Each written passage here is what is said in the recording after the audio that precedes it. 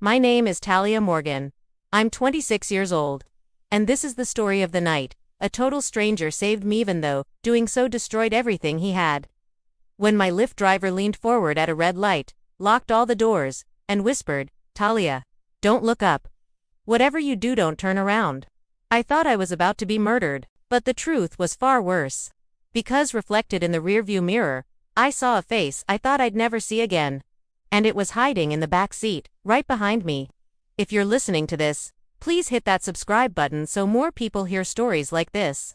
Now, let me tell you how everything happened. I worked the overnight shift at a 24-hour diner called Blue Lantern Cafe in downtown Seattle. It's mostly truckers, night owls, and people who don't want to be seen. I fit right in.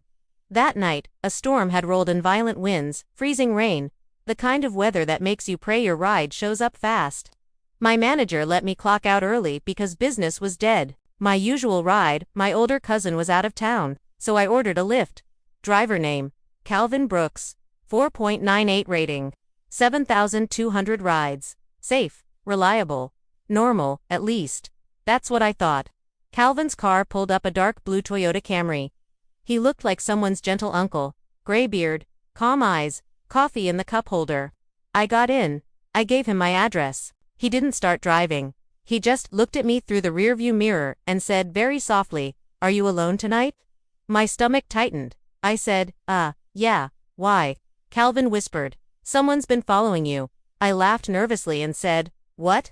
Who?" He didn't answer. He just began driving. Slow, careful, watching the mirrors constantly. I assumed he was just being overly cautious, maybe paranoid. But then the second warning sign hit. Calvin suddenly made a sharp right turn away from the main road. I leaned forward. "Hi, that's not the route," he whispered. "I know. And I need you to trust me." I reached for the door handle. Click, every door locked. My chest tightened, panic rising. I grabbed my pepper spray. "Unlock the doors now." He kept driving and whispered, "If you open that door, you will die. Do you understand me?" My entire body froze. We reached a long, empty stretch behind an abandoned factory. No lights, no people, just darkness. Calvin suddenly slammed his foot on the brakes. He didn't turn around, he didn't move, he just whispered, "Talia, don't look up." I said, "Why? What's happening?" He whispered again, slower, "Don't look up." So of course, I looked up, and reflected in the rearview mirror was a silhouette in the back seat, a man whose face I recognized instantly. Because 2 years ago, I testified against him in court, and he swore he would kill me when he got out. His name was Evan Cross, my ex-boyfriend, my stalker, the man I put behind bars. But he wasn't supposed to be free for another 3 years, yet there he was, sitting behind me, in the dark, smiling. I screamed. Calvin yelled, "Get down." I ducked just as the man lunged forward, a piece of rope in his hands. Calvin floored the gas pedal, throwing Evan backward. Then Calvin shouted, "Call 911 now." My hands were shaking so hard I could barely dial. As I spoke to dispatch, Evan kicked the back seat so violently the entire car shook. The dispatcher said units were on the way. But then the situation got worse. Headlights appeared behind us, a second car, speeding toward us. No headlights until the last second. Another man, another accomplice. Evan hadn't come alone. Calvin yelled, "I'm going to lose them, hold on." He made a sharp turn into a narrow alley. Rain hammered the windshield.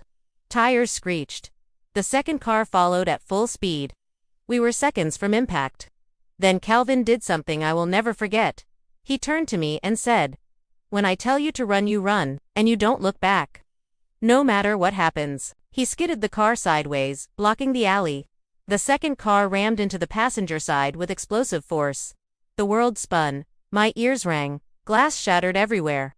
Calvin unlocked the doors manually, grabbed my arm, and pulled me out the back. But Evan crawled out too, still holding the rope. Calvin shoved me hard behind a dumpster and yelled, "Run, Talia." Now I ran, sprinting through the rain, barely breathing. Behind me, I heard a struggle, grunts, shouts, metal scraping, then a chilling scream. I didn't turn around. I couldn't. Police cars rushed in from the main street, lights piercing the storm. Officers tackled Evan's accomplice. Others ran toward the alley. I collapsed on the curb, shaking uncontrollably. An officer knelt beside me. Are you hurt? Can you hear me? I pointed toward the alley. Calvin. They found him lying on the wet pavement, still breathing barely. Evan had been holding a knife. Calvin had stopped him with his bare hands.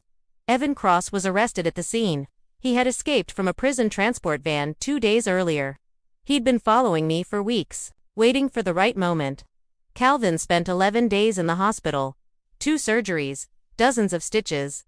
But he survived. When I visited him, he said something I will never forget. I have a daughter, your age. If someone was after her, I hope a stranger would choose to help. Calvin later received a bravery award from the city. And I changed everything. New job, new apartment, new routines, new locks, new safety rules. But the biggest change was inside me. Because I learned that sometimes, the person you think might hurt you is actually the one saving your life. And the person you thought you'd never see again might already be closer than you think.